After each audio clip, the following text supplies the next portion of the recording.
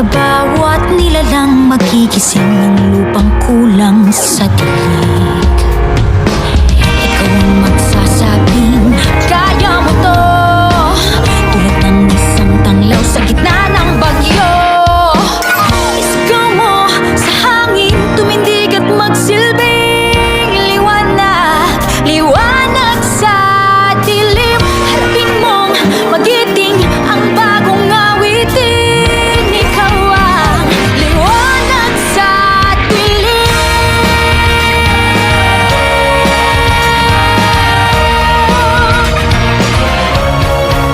At sa paghamon mo sa agos ng ating kasaysayan, uukit ka ng bagong daan. Oh, oh, oh. Ikaw ang naawit ng kaya mo to, isang panalangin sa gitna ng gulo.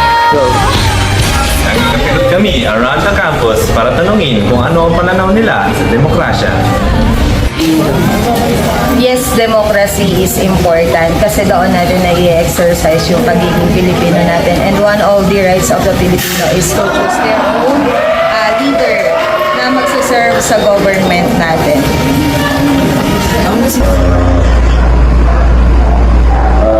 Mahalaga na ito dahil sa nagkakaroon ng pagkakataon ng bawat isa na mapaunlad yung sarili. Nagsisikap siya muna sa pag-aaral. Sa atin na bilang isang mamamayang Pilipino, yung nandito yung karapatan natin na magpahayag ng sarili natin, expression, gusto natin sabihin sa tao, pero minsan nagiging negative ito pag sumusubra na tayo sa pagkasunod, di ba? I am Ma'am Jamaica Tricia Ibron, teacher 2 here at Magpapalayok National High School, and I advocate for democracy.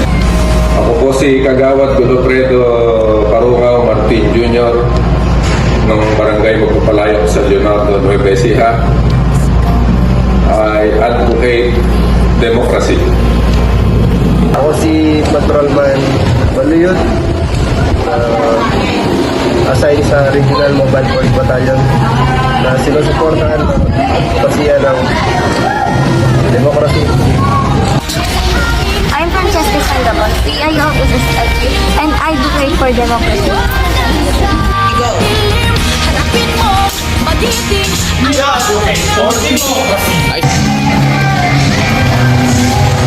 We advocate for democracy.